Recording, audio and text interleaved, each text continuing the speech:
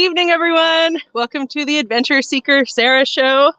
I'm coming to you live today from the forest, and I'm going to take a seat in my favorite spot to come and sit while I chat with you a little bit about connections. Now, this has been an adventurous week since I saw you last. Adventurous few weeks, really, with COVID, and then we had a big storm here. The neighborhood's still full of crazy storm damage.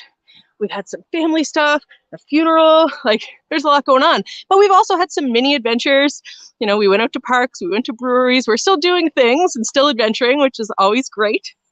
But the reason I'm coming to you here from this wonderful log in the forest today is because this is the spot I like to come and sit and think and get grounded and, let my crazy flag fly for a minute here. I come and talk to the trees. But most importantly, this place here that's just down the road helps me remember that all those connections that I talk about, the important part of why we're here and why I like to adventure, making connections with, not just ourselves, other people, the past, but also nature, all of the things around us. All of those connections run deep, and it's not just between our fellow humans. So I like to come here and sit and think about that a bit. So today I'm going to talk to you about connections and also a little bit about intuition, and which I believe is part of the same picture, really. But those connections are so important. Now, I'm a little strange, which I'm sure anyone who's met me would not disagree. And I don't say that in a negative way. I wear that badge of honor. I'm weird, and that's all right. But I think that weirdness helps me to be a little more accessible and connect with people. If I meet someone and think, hey, that person should be my friend, then I'm just going to tell them, just like I'm 3 years old on the playground. That's what I still do. And I don't think there's anything wrong with that. Heck, that's how I met Adam. And now here we are half my life later. And so those sorts of things are important, connections, but also trusting your gut when you see the potential for connections. So I'm going to tell you a little story about trusting your gut first. And then I'm going to bring on my guest. So I have always tried to trust my gut because I will often have feelings about things before they happen and have feelings about people that, hey, I really just need to know this person. And usually it comes with, a really good reason down the line. So years ago, I was going on a family trip to Ireland. And I, months before the trip, said to everyone, that guy that plays Hodor in Game of Thrones? I have this crazy feeling that we're going to meet him sometime on our trip. I don't know why, it's just a feeling, but I'm certain that it's going to happen. And they were like, okay, yeah, good prediction, crazy lady. And kind of joked about it. And every time we were together, I mentioned it again. Yeah, no, it's going to happen. And, fine and dandy until the day of our trip arrived. We got to the Toronto airport. We walked into our gate. And who was sitting there but this guy? So now, could be pure coincidence, and that's fine too. But I was just so certain we were going to meet this guy on our trip. And that just reinforced for me that I should, trust my gut when I have a feeling about something. So just recently, now if you follow me on Facebook, you'll have read this story already, or at least snippets of it. I was on set for a film. And I came across someone who I was like, hey, I need to know that person. There's some reason for this, okay? And I, did what I do and was, nice to strangers and ended up becoming friends with this person.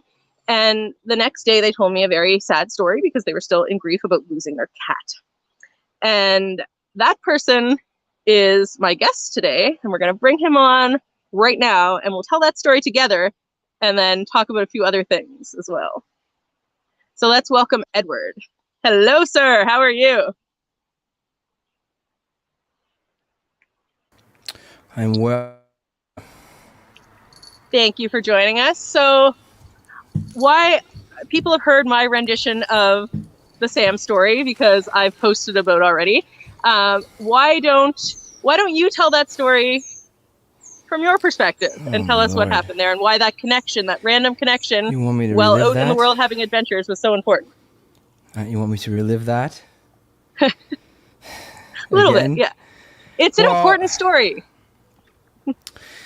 The fact that, first of all, thank you. I'm glad to be here on this Seeking of Adventures, Sarah. Thank you. Sam, I wouldn't have a Sam if it wasn't for this intuition you're speaking of. This sort of guttural instinct to do a thing, right? And I, you and I have spoke at brief and therefore at universal length that, like, that's sort of the way to operate. And when you feel that and you honor that, sort of the consequences are awesome, So I was driving home and I just had this, like, I knew I wanted a cat. So to be I knew I was gonna get a cat, but I didn't know when. And I was just coming home from a gig and I'm like, you know what? I want a cat right now. Like, kind of like I want a Diet Coke. And so I went on. So I pulled over on the side of the road and I Kijiji cat. I found Sam, first cat, orange cat, $40. Orange tabby, big smile on his face with these little beady eyes. I said, that's the cat. I messaged, I said, hey, it's 9:30. I apologize, but can I come get that cat right now? She's like tonight, right now? I'm like, I'm 25 minutes from your coordinates. Can I come get him, please? And she said, yeah, sure. And I told her my experience with felines and other assorted critters. And she said, that's great. You know what? You sound like a good person. You don't need to, you don't need to pay me for it. I said, I'm going to give you that $40, your email, please. So I sent her that. I picked up Sam and I brought him home. And, a week later, he was missing. And now, my meeting you is part of the reason he's missing, because I was filling in for somebody that, this production we were working on, I was doing some pickups, and pickups are always last minute. You try to get what you can, so everyone helps out to get those done. So I stepped in to help out on that. But to do so, I had to leave poor Sammy out on his third day missing. Because I was, if I had stayed home, then I likely would have, like, heard a meow or something. But I had already agreed to go and do a job, so it's like, it's a tough time. And he got out like just the day before, right? Well, 2 days before, technically. That would have been the third day, third morning. It would have been the morning of. Because it was that morning that I was loading up the van with the last bit of equipment, and he came out with his collar on and his Sam on the collar. This collar. Mm-hmm. He come trotting out in this thing, a big smile on his face. Dad, you said if I got this collar, I can do it, right? 5:30 in the morning, the sun was coming up. It was cresting the horizon. There was dew on the grass. He looked very well silhouetted. And I said, Sam, go catch a mouse, baby.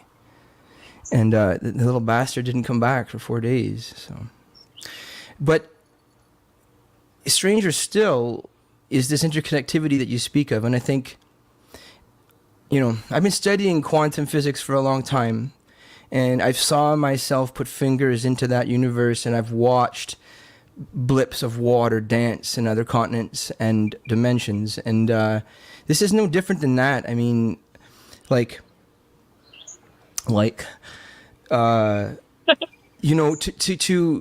say yes to a momentary gig, to have a happenstance with you for a moment in passing as I wire, enough to make a connection, enough to instill the desire to seek out a connection, something like Facebook. I'm going to gain down a bit because I feel like I'm clipping on you guys. This is probably a little bit better for you.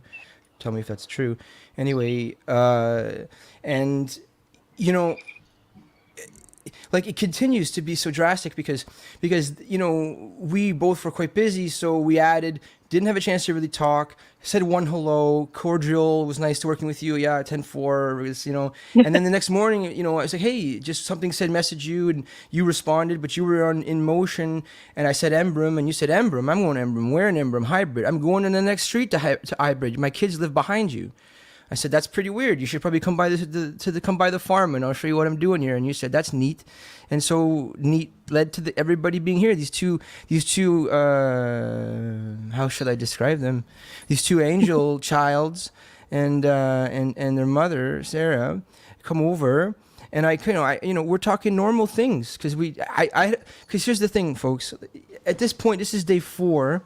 And on day 3, I grieve him. And this is why it's on my wrist, because I actually grieved the loss of Sam. I because the neighbors had said that we found his collar and a clump of fur, and you should probably, they're putting, and I didn't believe it, but they're putting this in my mind. And on the fourth day, that poor little 6-month-old fluffy little thing, I just said, okay, then fine, bravest cat I've ever met. And then so these folks come over, and I'm telling this story, and then the two girls, in the most nonchalant manner, like, oh, there's an orange cat on our porch right now. He's behind the heron. I'm like, pardon me, heron, neighbors, and over, orange? Where? And they said, blocks. I'm like, how many blocks? Point in the direction now. And they did. And I said, should we walk? Should we drive or run? And they said, probably drive. We got in the van, and I told the story on my other video. Sarah drove extremely slow around the block and pulled up. And as she was pulling up, I opened the door and jumped out of the moving vehicle. I ran to the heron, and I expected it to be a different cat, and it wasn't, and it was Sam. And he looked at me, and I looked at him, and this is the story. And so I'm telling it every time verbatim, and he went, meow, and I went, Sam. And then, because we were both like, what are you doing here? And not dead. And he said the same thing to me. And then, yeah, the rest is history. And I don't know if you guys you believe in the Hitchhiker's Guide to the Galaxy and that whole series and the improbability of the universe, but the improbability of Sam being back in my house right now is very, very low. The number of things that had to line up on both ends. What's the grammar there? Is it high? It's very high in probability? Yes, very high in probability. I'm not. But the number of things that had to line up for it to happen. It's like, it's so minuscule a probability that would ever have happened because of all the tiny little pieces that had to line up to get us there, right? That's not even all the story, you know what I mean? There's no, more I mean, to it this. goes so much deeper, but I really think that it highlights the importance of just trusting your gut, but more than that even, to not say no to those connections that can happen randomly. Hi, Sam! Sam! So, hey, buddy! He doesn't respond to his name yet because he's just an infant at this point. He's a toddler. He'll get there. He'll get there. Yeah, he's just learning language still. He's just a toddler with diapers. He's a sweet boy. What's that? Look! Oh my God! La la la la! He's a toddler. I'm glad we got him home. No, so you guys are amazing. I'm so grateful to you and Lily and Dahlia, and just the fact that, I don't know, the universe and God and everybody, all the peanuts of the world, the oranges. I want to thank the apples and the clouds. So now we have a lot of other overlap too, as it turns out, which we wouldn't have known if we hadn't started chatting. So I'm going to ask you about a few of those things too, if that's okay. Sure. Yeah. So one that I thought was kind of striking because it's just so unusual.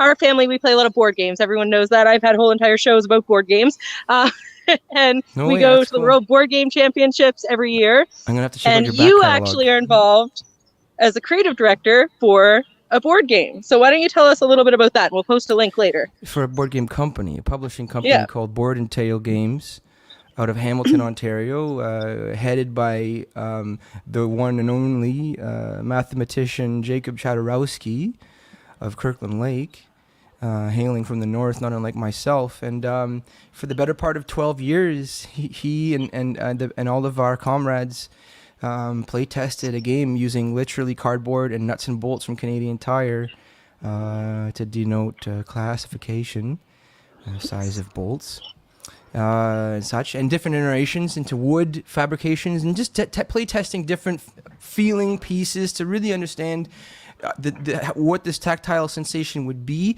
and every other aspect of what a board game experience can be, including just the banter at the table. We took it all into account, and the result was, a decade later, Stratos, which is a tabletop RPG, kind of like Magic the Gathering meets Settlers of Catan, Dominion, chess, checkers, Monopoly, and just a lot of fun.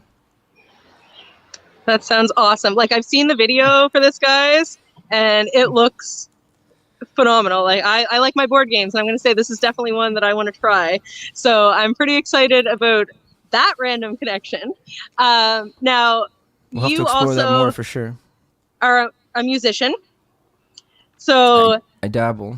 I think that's a big part of your identity, as I'm music is a being big part cocky. of our household, right? And I want to hear a little bit more, because I don't even know this yet. I want to hear a little bit more about how that got started for you. What sort of inspires you to write music, and where do you see that going in the near future? I've been making noise as loud as I can for as long as I can remember.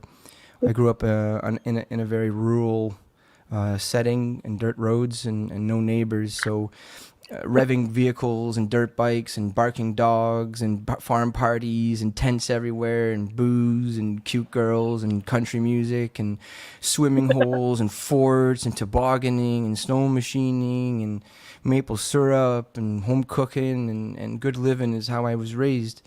And I just lost myself in some of those memories, unfortunately. You want to put me back where I was for a sec? Music. How did that get Yeah, started? you know, What's your so inspiration? Where's it be. going? You Oh know? no, that's okay. I got it now. I just I spanned a lot of decades there. Um, so being able to make this kind of noise, I just wanted as many noisemakers as possible. Drums was always I wanted to bang on anything that would make noise. So, you know, at 2, 3 years old, there's photos of me with all the ripping out all the pots and pans. It's cliche, but I did it on the regular. Yeah. All the pots and pans, and made an awful racket. And I remember very distinctly on my it would have been grade 6 or grade 7 Christmas, 11 years old or something, 10 or 11 years old. My dad surprised me with a drum kit at my opa's place because the way it went down very quickly. If I can just tangent for 2 seconds, how much time do we have actually? Just so I know. We have as much time as you want. We're All not right. in any rush. Okay. You tell me if we gotta shut it down because I can go for a long time. But like he was an asshole about it because he knew I wanted drums that year. I really wanted drums that year, and I felt like I was getting them because I heard drums and this stuff. And then we opened all the presents, and then there was no drums, right? And I couldn't believe. And then we always go to my Oma and Opa's afterwards for German cabbage and all red cabbage and all these nice things. Sauerkraut, yes. Yeah. So anyway, so we go there, and as is tradition, and I hate it because everyone's speaking German, and I'm 11, and I just don't care. But they're like, "Well, come on downstairs, we're gonna go get some firewood." We go downstairs, and isn't there the most beautiful looking drum kit set up down there, and everybody waiting for me, Love it. make me play it and everything. So anyway, I still have that kit in my room right now in the back. I still have it. And it looks Wow, like the day, that's a fantastic story. it looks better than the day I got it at 11 years old. Amazing. So now I've heard you talk about. I have more to that. So I have the- more to say about your question. Oh if you don't yes, mind. tell me more. Tell me more. It's the I was going to start of it, ask you more about music, but yeah, go for it. So being my parents enabling me to have that kind of like don't worry about it, give a shit attitude, and not having any neighbors or anybody to judge me enabled me to be in a weird creative state because I was never challenged ever. So any idea I had was a great idea because it was my idea and I was the only one there to judge it. And I was like, this is awesome. And I think I'm sure objectively or empirically, if we were all to sit down and discuss it, it would be probably objectively terrible. But to me at the time, I was a rock star. And I even like, cause I even at 12 years old, I even went in my garage and my father had all these work lights and I'd wrapped it in like those LED, like the colored cellophane, like those little trouble lights, and I put it up in the basement. So I had red, green, blue on the drum kit, and rock out to like Kiss and Carry On My Wayward Son, and all these kind of country road and all these kind of songs as a kid. And my kindergarten teacher, Miss Tianko, who is, God bless her, still with us. I used to work with the kindergartens, grades 5, 6, 7, 8, before school, after school, recess. I'd help the kids get on off the bus and out of their little snow suits and all that. And I just like to spend. I didn't like I grew up in the bush, so I didn't like all the kids. Everyone was backstabbing and everything. They came from other cities, and I just didn't get it. So I hung out with all the kindergartens and stuff instead, and came up with activities for them and played. And Miss Tianko taught me to play the guitar, and the first song I ever learned was "Dream" and "Country Road" when I was probably 8 years old, and then I was in choir. I was in all the choirs. I was in concert band. I was in stage band. I was in the pit band. I was in bands of my own outside of school, grades 6, 7, and 8. I was in the stage. I was in the talent shows. On the music side, I was in the science fair as well. I was also in a lot of other electronics competitions, but that's we're talking music here. And then in high school, I was in the rock band, stage band, concert band, pit band, both Kiwanis bands, touring and non-touring, on trumpet. So I played trumpet from grade 6 to OAC to grade 13. So I have 7-8 years on classically trained trumpet. I read trumpet. I can transpose. I write music. I play piano. I taught piano. I taught drums for 6 years at a clinic in Sudbury. I ran that clinic as the manager of that shop and that PA shop and everything else. That's another story because we're talking music. And then my father committed suicide. Oh. Why would I bring that up in the middle of music? Because up until I'm this sure moment, I never wrote a thing. I was just a drummer banging on shit really loud. And then all of a sudden, I got really, really gentle.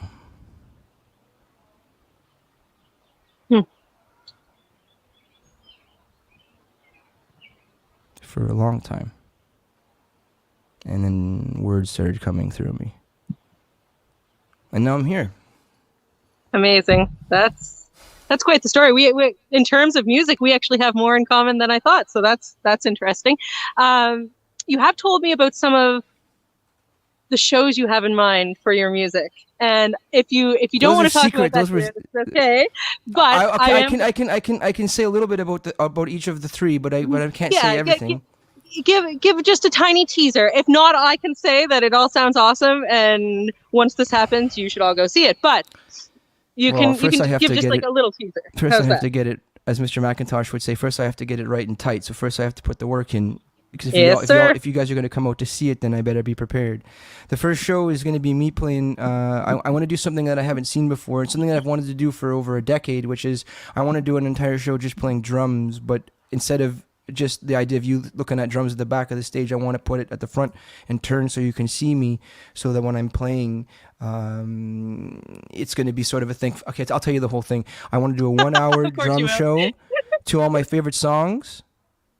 Okay, and then a half an hour drum show to all my favorite songs, and then there's an hour and a half drum clinic afterwards for free. The show is $10 regular admission, free for kids under 15, and the $10 gets you to the show, and then the 1.5 hour clinic afterwards where you guys can come up and play the drums and ask questions and stuff. Awesome. I don't know where it's going to be, but I got to pick a venue.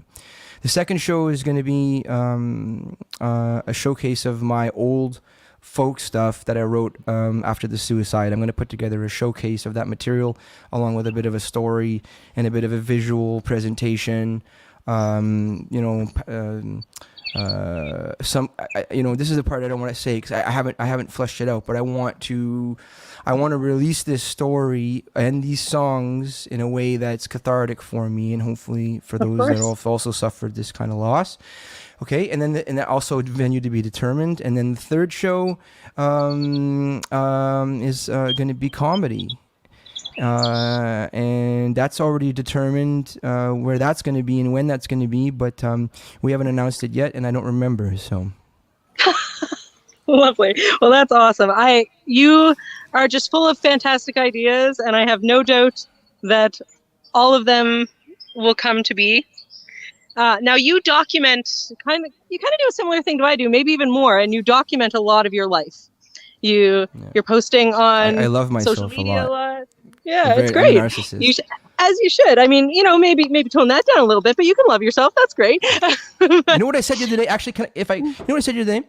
Because my father was a narcissist. He killed himself, right? My grandfather was a narcissist, died of cancer. All my aunts and uncles, some of them are narcissists. They died of cancer. And it's a trap. It's an easy trap for me to fall in. But here's the thing I've been thinking about lately. It's only the narcissists that can make the biggest changes in the world. Because listen, like, only narcissists don't listen to whatever anyone else fucking says. And in order to change the world on a global scale to the tune of 8 billion people quacking at you, you got to be quite the fucking narcissist to not give a shit about what 8 billion people are saying and drive forward with a vision. So I don't know. We'll philosophize about that later. I think there's a middle ground. Okay, to be continued, to be debated. We'll have a live debate later. I'm not saying you have to be a narcissist. I'm saying that the tenacity of narcissosity is a component. It can be It can be a driving force. That is certainly true. Often used to the detriment and the negative of the planet. But I'm just saying that I don't know that it needs to be connotated one way or the other. I'm saying that shield of opinion of others is yeah.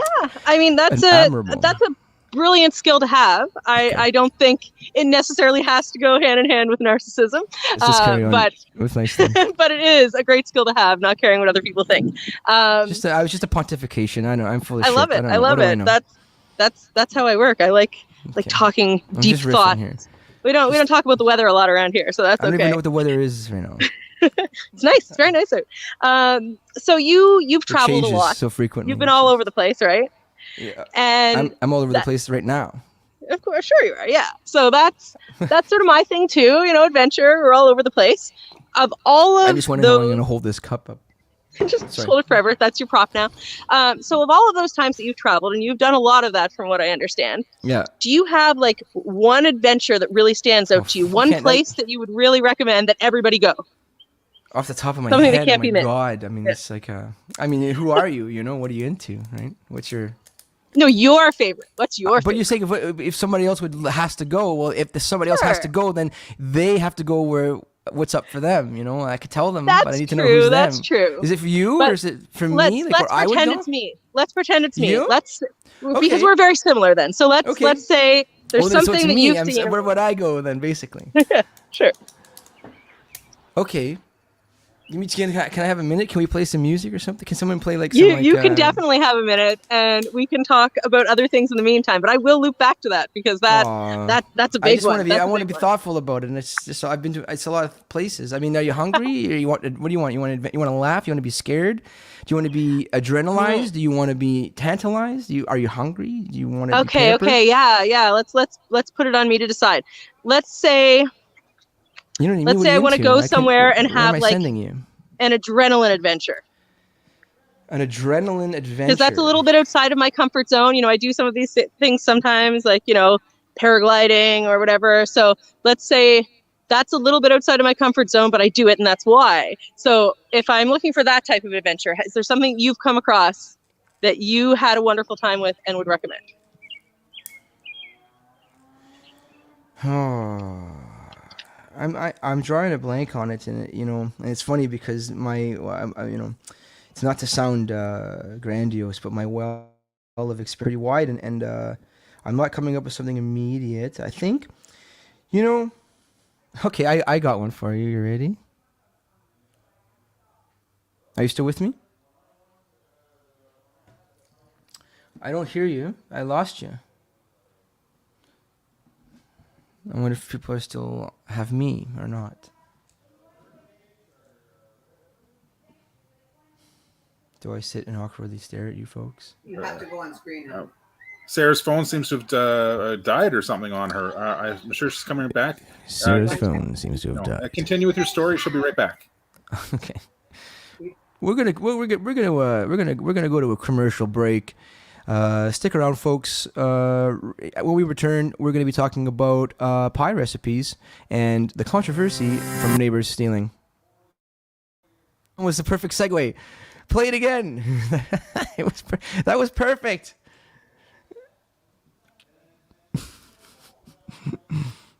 Okay, well, I forget what my story was now. Oh, I remember, but I have to tell Sarah, so she has to come back for me to tell her. They're also supposed to be done, Josh. Oh, yeah? Half an hour? That's all? I can hear you guys right now. Yeah, I'm making the stretchy noise. Fill air. You want me to fill the stretch. air? I mean, I could talk about stuff. I mean... Go on. I want to take this opportunity to thank Sarah and her clan of creatives across this city because it's not that common that I meet somebody that's maintaining as many relationships as Sarah is, and to do that is a very special skill because it requires an attachment and a detachment and a management of time and a management of action more than time, really, that because we can just go without sleeping and everything, but more a management of action Like if I haven't spoke to my friend David in 2 weeks, I know that at some point I gotta at least send a ping out to him to keep that alive, right? To keep the pilot light on in the relationships, and that's what Sarah does. It's what I do, and other connectors do. We're called connectors, and we focus more on other people than we do on ourselves, and probably to the detriment of ourselves. And in fact, most of the connectors on the planet, if you see them, they're poor. They don't live often in the best conditions. But if you ask anybody that knows them, to the people that know them, the connectors are like their saviors, and without them they wouldn't be able to. The people that are affected positively by the connectors wouldn't be able to function in the world without them.